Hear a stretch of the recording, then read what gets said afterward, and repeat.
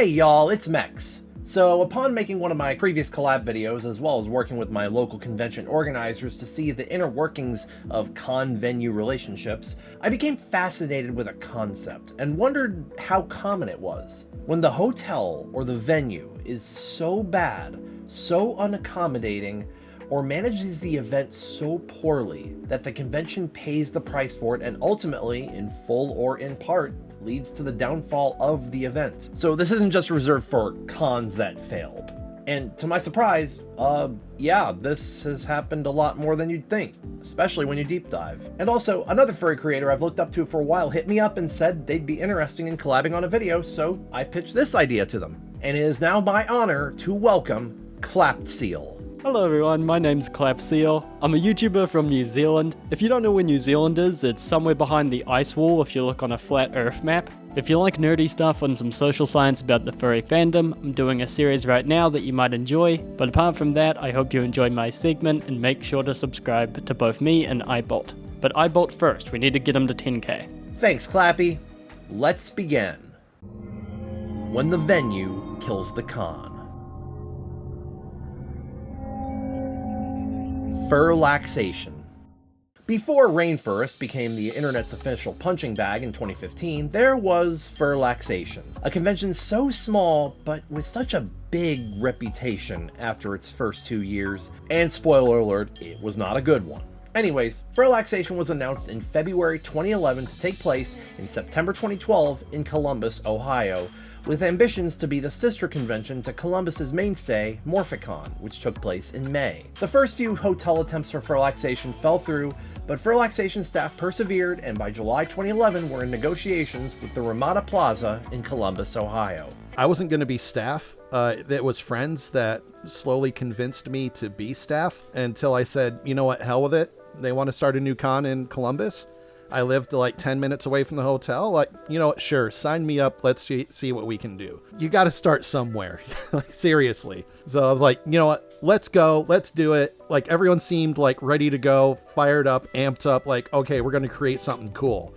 So had really good feeling going into it. I attended Furlaxation. It was September 2013. I was not staff for it. I was just the guest of honor. I was, picked by a couple of my friends who had, I guess, gone the prior year. The people that had gone the prior year, they had enjoyed it fairly well for the, small convention size. They said, hey, everybody here is pretty chill. And when I went, I had to agree. Furlaxation 2012 was held over September 28th to 30th with a turnout of 241 and raising just shy of $600 to charity. I assume the charity was the Humane Society of Delaware County, as this is what the website says, but that's for 2013 when the website was actually navigable and not just a blog page. So whether or not the same charity was represented year over year is unclear. We had a dance room that had 2 PA speakers and a sub that someone pulled out of the trunk of their car and had hooked up to a car battery. A subwoofer on the stage, hooked up to a car battery, hooked up to a charger that was plugged into the wall. So tell me how many fire code violations just got violated with that? One panel I remember doing that I really enjoyed was we did do a Rocky Horror Picture Show night, and that was a lot of fun. We had one person try out for dance comp, and I was like, all right, we're not going to have a dance comp, but you're going to go ahead and we're going to put you on the talent show just because their dance, they did fantastic. In October 2012, following its debut, a representative posted to their website, a short 22 months ago we began assembling a convention called Furlaxation. It's been quite a struggle and a challenge as a first-year convention, but we are happy to say that Furlaxation was a success. All of you who attended deserve our everlasting thanks because it was you that really made the convention as successful as it was. The hotel, once you walked into it, didn't seem bad at all. Like, the con space was decent, the lobby area was decent, the bar area rocked, and I wish, like, the rest of the hotel wasn't so bad because the bar area, it had a giant dance floor plus a DJ stand where we asked the bartender, like, hey, we got a bunch of DJs here. What if, like, can they use that DJ stand and just come in and spin? And the bartender's like, yeah, do whatever you want.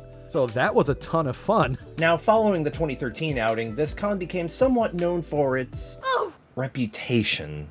I mean, it's not often a con hotel is so bad it inspires a literal Twitter parody account roasting it. The one good thing about the con, I don't think they had any bed bugs because they would have drowned. The first thing we saw during a thunderstorm during the convention was a wall of water coming down the wall like a waterfall. And my first reaction to that was, oh, they have a fountain here.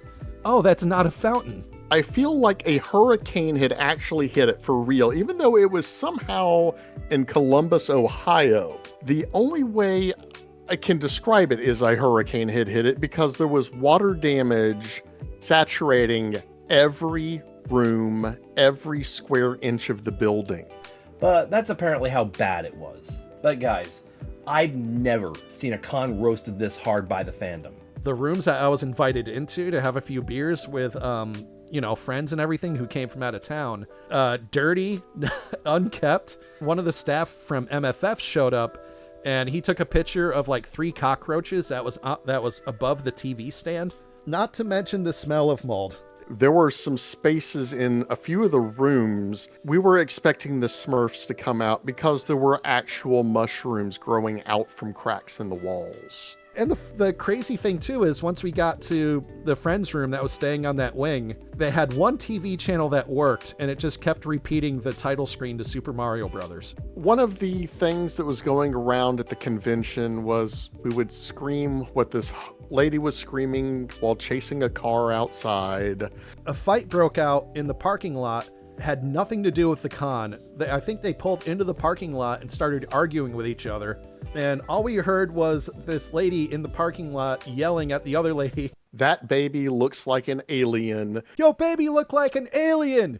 Get it back here. That baby looks like an alien. Yeah, yo, bitch. Yo, baby look like an alien. Now, you can complain about AC, MFF, FWA, other cons in the spotlight, etc. At least they could still put together functional events despite the backlash from social media, be it warranted or not. But I have never seen a convention unwittingly receive this much hate, so this doesn't scream just the hotel being bad.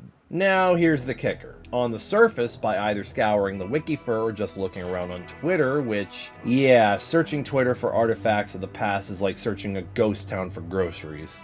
It seemed like Furlaxation is just simply a con killed by the venue, which you'd be led to believe if you only went on what information is available, and it is why it's on this list to begin with. But the convention did still have the issue of the con chair where there was an allegation, and later he ended up, being arrested and pleading guilty to some cheese pizza related type materials. No one on staff or Light switch. divulged that he was a registered switch defender in the state of Ohio. guys, this is not a hit piece. I don't write hit pieces, but it would be a disservice to good and honest research and video essay making to not bring this up. Of note, the Wikifur page for this, which is essentially the only major documented article about this convention until you dive into comment sections on Wayback Archives, under the History tab you can find... Oh dear. Everything that I tried to put out, anything that any other staff member tried to put out, Light switch. would immediately intercept that and would have the website delete it, erase it, or edit it to take out all of the negativity. I am not naming this con chair for my own safety because this person has threatened lawsuits before, and so as to not Streisand affect them back into fame. So once I found out my name was attached to a registered Switch. defender, I blew a gasket. Like, what the is wrong with you? And Light switch. pulled me into a friggin' like a Discord call. I think it was Skype back then. Just tried to shovel bullshit down my throat, saying, oh, well, their charges I'm fighting, they're frivolous, they're this, they're that. And I'm like, this was proved in a court of law, all right? You don't just become a registered Switch defender because, oopsie, I put the comma on the wrong paper. Like, no, you obviously did something to put yourself in that position. You can see a large portion of Furlaxation's Wikifur article removed on February 14th, 2014. Conveniently, this is the removal of the controversy section by somebody listed as anonymous. And I said, I am not going to be part of this con unless he steps down and retires from the con, or, whatever. Recurses himself from the con. To my surprise, he agreed. And we're going to introduce the new con chair first day of the con 2013. And here's the convention. I have Vermifox flying up from Texas, one of my personal friends. I'm excited to have him up there in Columbus. I can show him around the city. He's finally a guest of honor. He's been an artist since the friggin' 90s. So he deserves some recognition, And we go to opening ceremonies. Hey, here's your new con chair. Light switch. This fursuit. I yelled across the room during opening ceremonies, "Oh, fuck this," and I walked out. Attendance peaked at 384 on its second year of 2013. Following the 2013 event, which ran from September 6th to 8th, Furlaxation noted the awful hotel conditions in a closing statement, citing that the hotel is expected to be renovated before 2014's outing, but according to available sources, there's no evidence of that happening. There were rumors abound on September 11th, 2013 that Furlaxation had dissolved and closed up, but these turned out to not be true. I went home and I put all the information on my Fur Affinity. This is why I no longer support Furlaxation, and this is why none of you should either. After the con, I found I was banned from FA for 7 days because I didn't know it was against terms of service to do a call out on Fur Affinity. That's on me. But Light switch. Reported it and then sent me a note telling me not to with him. But it had the Streisand effect. Everyone's like, wait, Twitch got banned from Fur Affinity, what happened? And everyone was asking what happened. And then I put it out there on my Twitter, and it exploded. And also, I wasn't the only one. A lot of staff just left. Like, nope, we quit. However, Furlaxation did announce its cancellation after a poor turnout to the 2014 event, dropping by over 50% to 188 attendees. This total was sourced from a critic account, and the number wasn't refuted, so this is treated as fact. However, this number was possibly inflated. I think they said that their attendance was 150. I had a staff member directly tell me it was more like 28. And that was including the staff. Massively inflated. In a Dogpatch Press article released in October 2015, the con chair spoke about the Ramada Inn closing and forcing the small con to try and find a new venue, which they did not have the operating budget to do. This is corroborated on Google Earth, with the Ramada Inn being closed sometime between July 2014 and October 2015. He originally put my name out there saying, I'm the reason why the con died. Y'all can blame Twitch, the woof, for that. And then I celebrated it. Like, I have the esteemed honor of being one of very few furries in this fandom that ended a convention.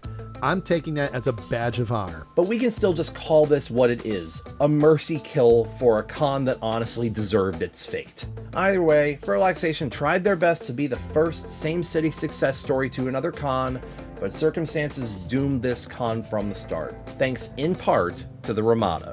Morphicon continued to run in its place, eventually changing its name to one a lot of y'all younger furs might recognize, Anthrohio, which still runs annually to this day. Furcation. So this segment was actually handed off to ClappedSeal, so Clappy, tell us about Furcation. Take a look at this con. All big and kinda terrifying from the inside. What if you don't like that building? Ugh, bleh. Big building? What if big building was smaller and it was on wheels? Furcation is not your typical convention, operating from the grounds of a holiday park rather than the typical hotel setting. The first advertisements for the con were very vocal on this idea. Hashtag not a convention read the sign of a ferret mascot. We will be running in the grounds of a holiday park. As such, attendees will not have hotel rooms. Our accommodation options are cozy chatels and... Chatels? Actually, how do you pronounce that? Chalets. That's how you pronounce chalets? Oh yeah, I swapped the T and the L. Our accommodation options are cozy chalets and caravans. What was set up to be the first of many cons would be cancelled in 2015, citing issues with Travel Village Group, the owner of the then chosen Warren's Holiday Village, a sunny spot in the region of North Somerset. Just kidding, it's England, you guys don't know what the sun is. Furcation would eventually find its ground with John Fowler Holiday Parks, bouncing around different spots all the way from 2016 to 2023, with an intermediate gap in 2020 and 2021 for, that virus. Despite finding success with John Fowler Parks and what I can say is a pretty cool and ergonomic idea for a convention, Furcation would switch hosts in 2024 to partner with Parkadine Resorts. This was the change when things became complicated. Furcation 2024 introduced itself as Tales of Terror, a ghoulish and spooky theme set to take place at Sanford Holiday Park near the coast of Dorset. The con had a, bumpy prediction. Foreboding forecast turned into forthcoming shitstorms. Rain pelted the con grounds and the location reportedly had troubles with both mold and leakage. The rain was caught early and became subject for regular posts by the convention staff and attendees alike. Still, many recordings from the con appear to be having fun despite the indoor setting. And although the watery problems and the conditions of the venue was a kicker for some, that is not the crux of the issue here. In the final days of the event, the staff would procedurally clarify the tolerance of conduct during partying, drinking, and noisy atmospheres. 3 days later, Furcation would issue a letter, open to all attendees and those outwards in the community. Unfortunately, the rumors are true and we are not being welcomed back to the Furcation 2024 venue. Our hosts were incredibly unhappy with a great number of things that happened across the course of the weekend, and we are in 100% agreement with them. Across the weekend, there were a couple of large, drug-filled organized adult parties that took place in contravention with both our code of conduct and our terms of service with the venue. To say that we are deeply disappointed is an understatement. We feel we speak for the whole of the furry community when we say to those people and their followers/supporters, you are not welcome in this community. For the rest of our attendees, we are sorry that your weekend experiences have been ruined by the minority. Our venue may have become a bit of a itchy trigger finger in regard to the rest of the event. With what they had to break up over the Saturday's evening, we don't blame them. As always, it's the few that ruin it for the many. For those who support the people removed from our event, do not darken our doorstep. You are not welcome. Excuse my paraphrasing, there's a lot of detail. Let's break down what we have here. The statement specified switch parties, and this was placed alongside a violation of TOS. That isn't exactly professional, nor is it very accurate. There are no principles against adult switch, and their only exception includes public disturbances, or as pointed out by some attendees, an historic prejudice against the LGBT, which for a convention packed with a marginalized group, facilitates a freedom of expression that is expected to include promiscuity. Sodomy is a core facet of bigotry, and it takes a community to make it feel accepted. Mind you, these weren't adults having switched in public, but queer people experiencing intimacy. Per the number of adults in these parties, the vague assumption from the statement, glowing unprofessionalism in public relations, and accused exaggeration from several attendees makes these numbers staunchly unreliable. Otherwise, it's fairly anticipatory to expect dog use in room parties. There must be an acknowledgement of distance between law and reality. Wavering rules is not a mistake, but a guarantee. Society simply cannot infinitely function to obey a particular command. A convention, analogous to a party, is extra facilitatory in thrill-seeking behaviours. Reporting dog use at a convention during any form or audience is not a cause for alarm, it's a standard procedure. We shouldn't concern ourselves with Puritan expectations of complete brilliance. Even if we can agree on an immoral behaviour, it is more appropriate to expect and prepare than to exaggerate and scare. This is if you disregard the lack of specificity around the type of dog accused. For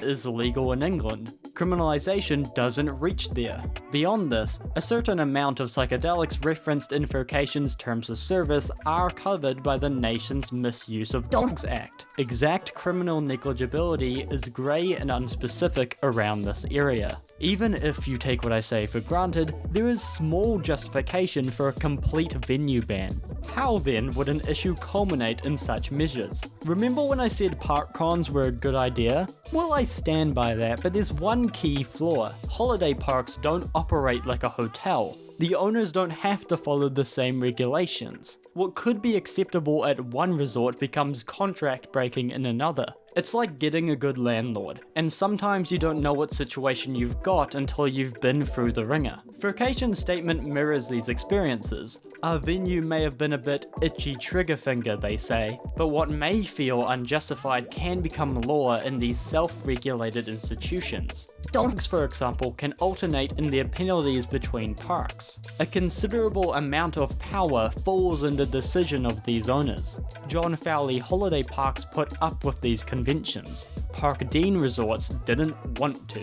Unfortunately, what started as a wet and watery weekend was turned into a situation of perceived deviance. For whatever reason, park owners found their guests unruly enough to register a ban, and the convention itself issued a letter in reaction which rather aggressively took aim at the members of its community, collaterally including anti-polyamory and anti-kink rhetoric. An issue that is evidenced and exacerbated by an incredibly split comment section on Twitter. Twitter discourse, truly a fork found in kitchen. After a few days, the staff would issue yet another statement, this time walking back on the tone and emotion of the previous, citing their behaviour as unprofessional and welcoming further feedback. Since then, Furcation has existed in venue limbo, unable to secure a subsequent location during 2025 and aiming to return in the year 2026.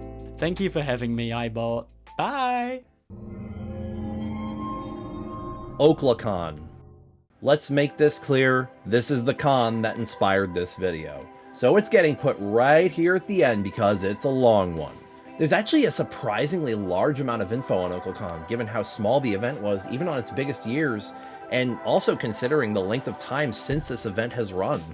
But this one, in this weasel's opinion, is the closest I think we can get to a venue literally sabotaging a con. That's just my opinion. I will narrate from a neutral standpoint and let you draw your own. Oklacon was a camping-style outdoor con held annually at Roman Nose State Park, and began in 2003 under the moniker Festival of the Feral, which had a very small turnout of 47, which is to be expected when your convention is in the middle of buttfuck nowhere. Either way, Oklacon went from these modest numbers to become the largest outdoor furry con in the world, peaking at an attendance of 352 in 2013. In an interview with upper staff member Horse's Ghost, he said, "To provide some perspective, Watonga is a very small part of Oklahoma with approximately 12,000 city and rural residents covering a large land area. At our peak operations, I recall we had some feedback from Watonga's Chamber of Commerce that our group would bring in approximately 7% of the economic activity for their year within a short 4 to 5 day period."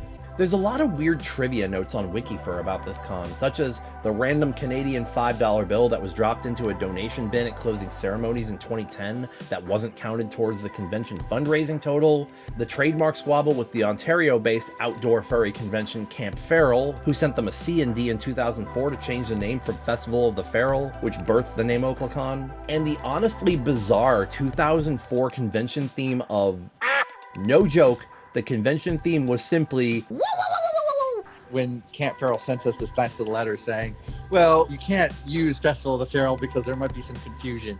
Everyone basically at the time, because we were a different structure at the time, was like, well, what's the new name? What should we name? And Lennox just went and said, why don't we just do exclamation point? In further detail, bigger and better is the definition that the con staff gave this, but the lack of clear theme went kind of paw in paw with their ongoing identity crisis, given the Camp Feral debacle, and it was also kind of a thinly veiled poke in the ribs at that con. Either way, in 2005, the two cons buried the hatchet with a game of Predators versus Prey at Oklacon that year. I'm not going to describe what Predators versus Prey is, guys. You look it up. Oklacon had a lot of potential, despite being 70 miles from the nearest airport, resulting in most attendees driving to the con. But the one major positive was that Reg was significantly cheaper since the con wasn't on the hook from a corporate venue. And get this, registration price included lodging accommodations. We did so well that first year with our tiny group that we were invited back. The money the park made that weekend was reinvested to a group camp upgrade to allow for winter heating and services at the group camping area, and from then on they were a year-round park operation for much more than just their hotel and restaurant. The vibe of the con, however, according to every attendee and staffer I interviewed for this, was a tremendous amount of positivity and camaraderie. This con, not having access to much electricity, was a lot more about living in the moment and doing things for the greater good of your tribe. Paraphrasing from an interview I conducted with head of registration and venue communications, Blue Otter, people would show up with the weirdest things, like an army tent. Every year there were a lot of new people in attendance who hadn't been there before,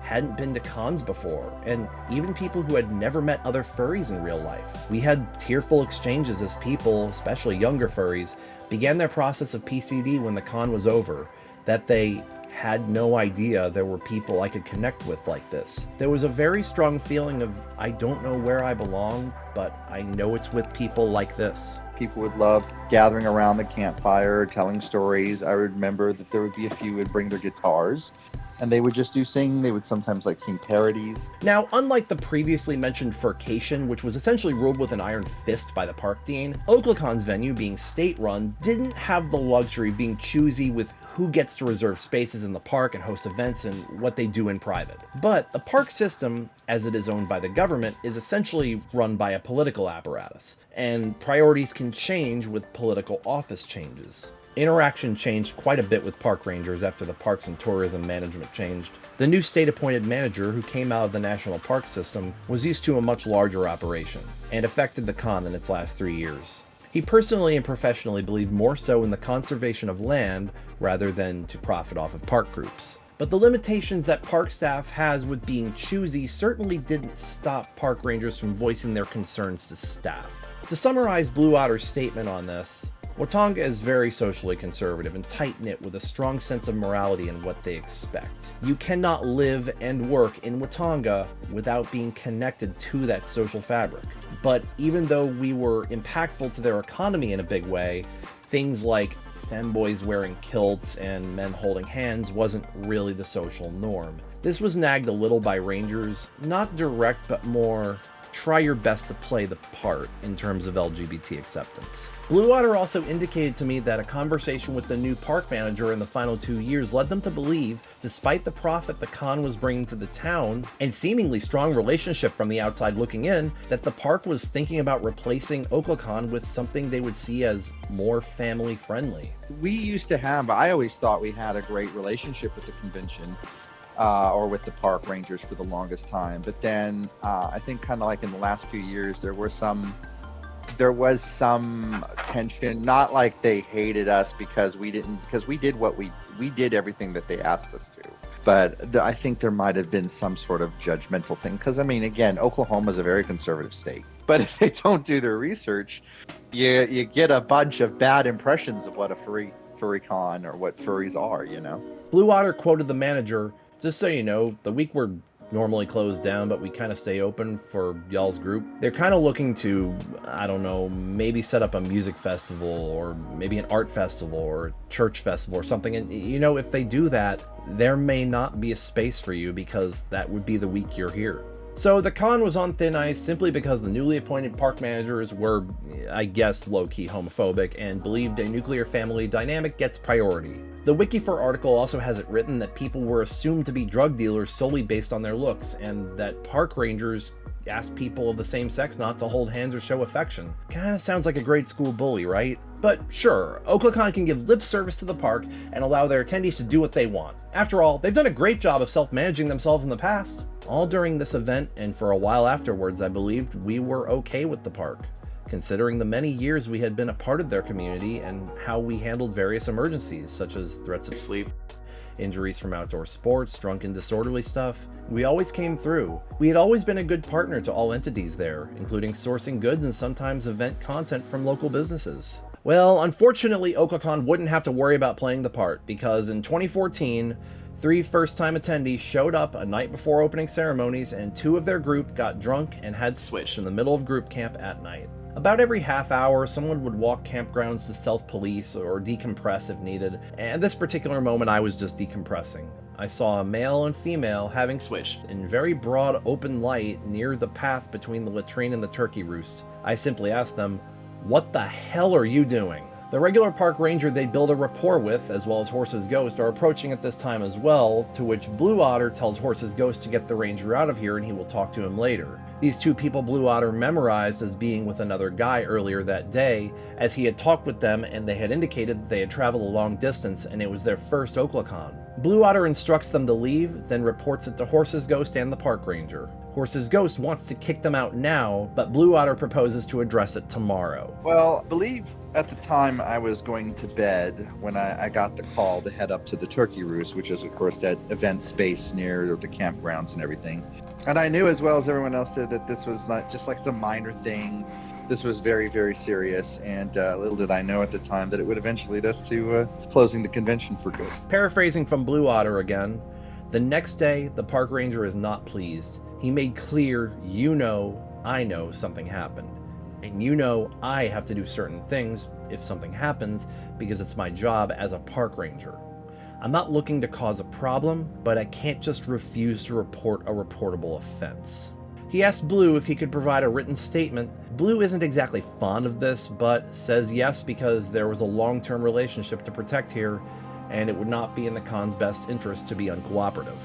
Blue Otter writes out the report on Saturday morning, as it is a crime in some capacity, but to what level and extent is unclear at this moment. The ranger then asks for the names of the individuals, to which Blue Otter is hesitant to disclose, but the park ranger then correctly lists out the 3 names, to which Blue Otter confirms. Blue Otter suggests the park ranger likely obtained the names through social engineering just by conversating with con attendees, which he had been known to do, but when asked if this was a conspiracy that someone in park management had potentially called a favor, given he already knew the names of the individuals involved and Oklacon's questionable status with the park, Blue Otter says, "I agree. I think that's what went down, but I can only speculate."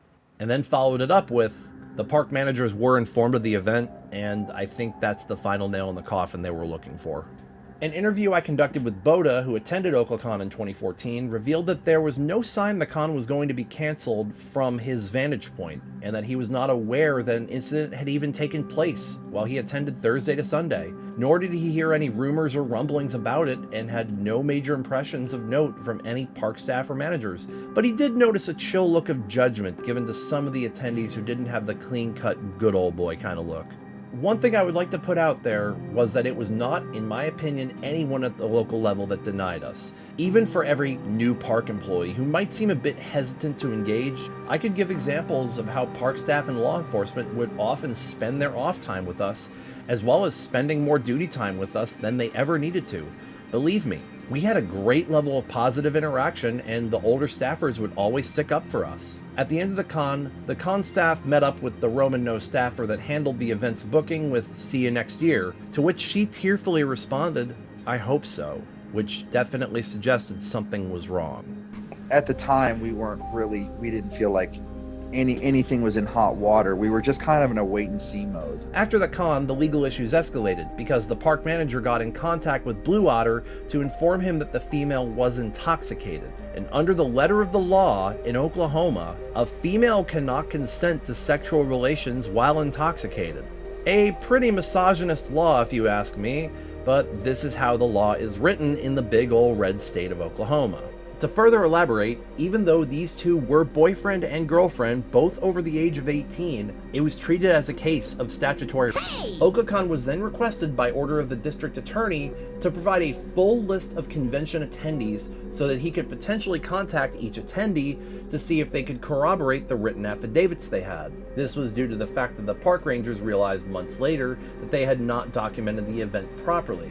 Blue Otter firmly refused, citing that it was not appropriate nor legally required to turn over identifying information about every attendee, quoting, "The only way you will get me to cough up that information is if I have a lawful subpoena in my hands." They never received a subpoena, but Roman Nose returned their 2015 deposit check with a 2-sentence denial letter. Oklacon tried to object to their general counsel, but were not able to secure a spot at Roman Nose. So they found a new venue at Sequoia State Park for Oklacon 2015. We were looking very specifically for something that had similar types of facilities that Roman Nose had. And as we were doing our research, we did find Sequoia as a potential, was our top pick. And so, we went out there, we even kind of looked around the place. Pricing quotes were given, dates were secured, and Oklacon began to accept pre-registrations. That's when a regular attendee began to prod for cabin arrangements. This attendee had been a regular of the con for many years and had always rented a cabin at Roman Nose, but was told to exercise patience so that Oklacon could ensure everything was squared away first with Sequoia before making any arrangements, ensuring that they could have the cabins reserved as con-only space before opening those reservations. The attendee in question then got impatient and called Sequoia directly, and in his rant about wanting a cabin to Sequoia's staff, revealed Oklacon having caused this big stink at Roman Nose, to which Sequoia then raised their eyebrows, did research, and soon after, Oklacon received a notice from state-level management of the park that they would be denied entry to Sequoia in the future. I think I got word from one of the staff members, I think maybe Blue Water, I don't know, just said we weren't welcomed at any of the events in Oklahoma. Oklacon clarified, is this to all state parks? To which they received a carefully worded reply. This entity is being denied entry to Sequoia. If you wish to rebook with another state park, we will approve or deny your application as it comes through for those state parks. So Oklacon staff deliberated and very well could have tried a new state park, but one deciding factor hung in the balance: Wild Nights. Wild Nights was a competitor con started of disagreements with the way Oklacon was run, but despite the disagreements, Wild Nights and Oklacon both ran their cons without interference from one another. Oklacon was worried that if they continued to press the issue, Wild Nights' reputation might also come into question on the state level as well, and this was the deciding factor that ended Oklacon after a 12-year run. And from then, Oklacon kind of faded, unfortunately, into fandom obscurity. I've never seen anybody tackle this convention or tackle this subject as a whole. And I think I have a good theory as to why. So Oklacon divulged and clarified the events that led up to their cancellation on September 21st, 2015. You know what convention happened 3 days later? Oh no! Oh my gosh! Yeah, Oklacon just simply got overshadowed. You cannot dive into canceled furry conventions without coming across Rainfurrest. And just a quick disclaimer, I will never be touching Rainfurrest on this channel with a 10-foot pole. I just want to just highlight that Oklacon was a very great and fun convention.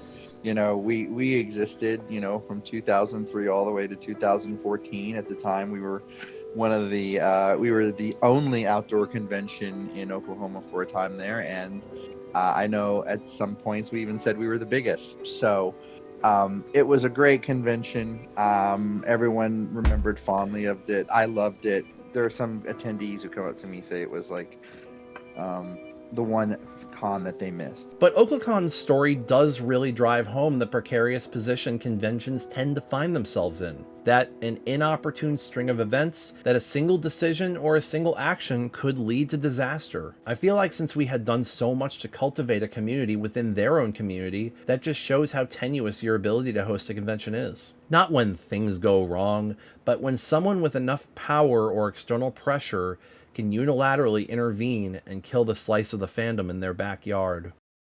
Thank you very much to all the collaborators that came on and helped out. Here is all their credits on the side of the screen right here. I really appreciate everyone who turned out to watch this. And if you can think of a convention that was killed by its host venue, leave it in the comments below. I will absolutely look it up and do research on it, and it might end up in a future video. Now, I assume everyone who's made it to the end of this video found what I was talking about either compelling or interesting, so I think that's worth a subscription. What do you think? Also, definitely leave a thumbs up on this video if you enjoyed. And hey, if you're interested, I make videos like this all the time. If you want to see them earlier than everyone else, you can click the link in the description and check out my Patreon. For just $1 a video, you get to see these videos 24 to even 48 hours in advance. But if you're not able to swing a monthly subscription, that's totally fine. I have tip links in the description as well to make a one-time tip offer. And hey, if you're not able to financially contribute, that is no problem at all. Just comment, like, subscribe, and definitely share across all platforms, especially Twitter since I'm not on there. But other than that, I hope y'all enjoyed this, and I'll see you again next time. Take it, Weasel.